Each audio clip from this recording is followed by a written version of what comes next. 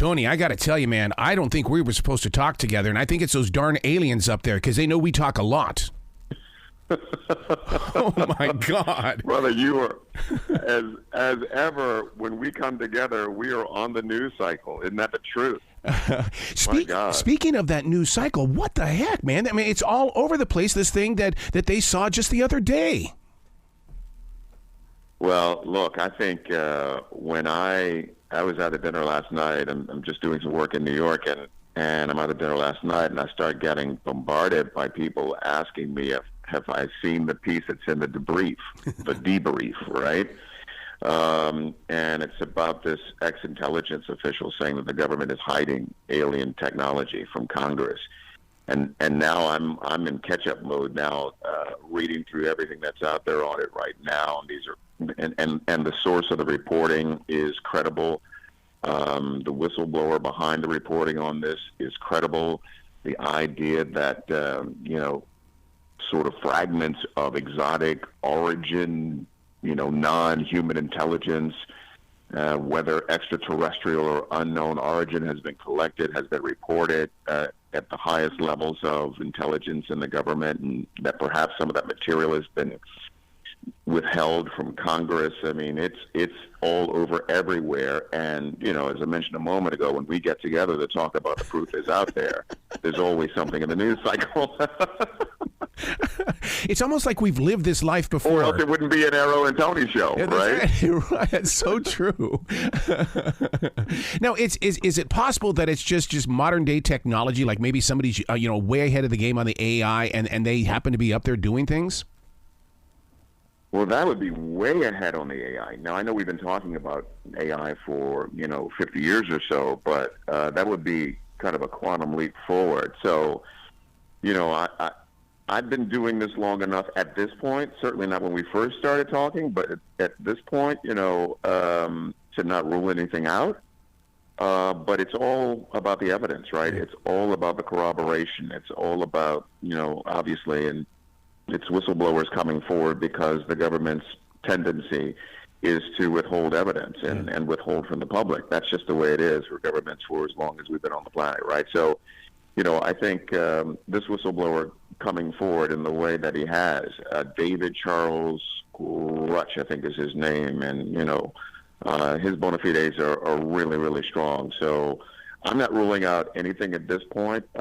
I've become smart enough in this game and working in this space now that I wouldn't do that. But that would represent, what you're suggesting would represent a huge jump in AI, but it's totally possible. The show we're talking about is The Proof is Out There on History. This new season, Zombie Fish. What the heck is a zombie fish? Zombie fish. So it's not on your dinner menu? Is that what you're saying, Arrow? Right. Yeah, so we've got zombie fish. This is this dismembered fish head that continues to bite open, rip open cans, right? Wow. There's no body there. There's no body there. It's just a head, right? And it's so we've got compelling Loch Ness Monster video from a family that was just out on holiday. We've got more stories about the lost city of Atlantis this season, and certainly on Friday's episode. And we update the whole Pittsburgh boom story. That was the last year's story for us. So, wow. That's what we do. If we get to a place where we can't, concretely identify something, we stay on it. We come back to it. So, it's a great new season of episodes, and our team is as strong as ever.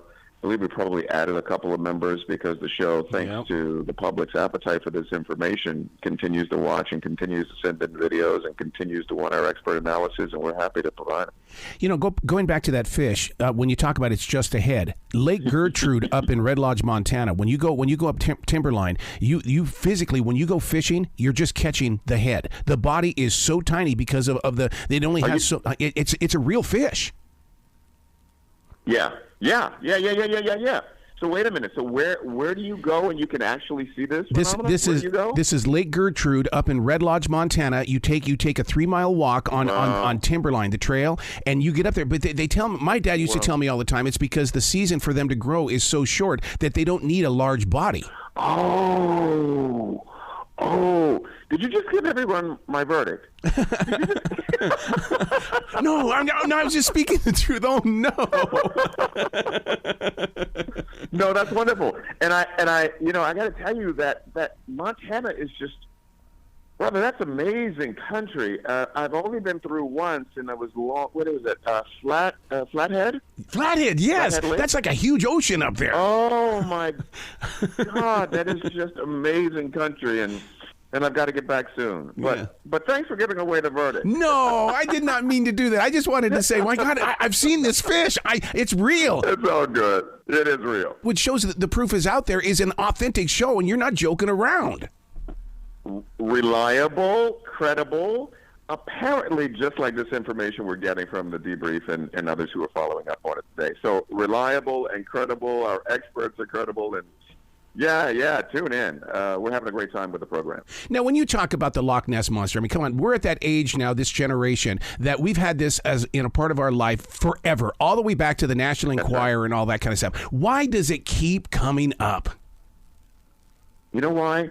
Because ever so often, someone like this family this husband and wife on holiday in Scotland will happen upon something, and they'll take their phones out and they'll start rolling on it, and then they'll send it to us. 750 feet of water, right? A lot of it is murky, and we just don't know really what's down there.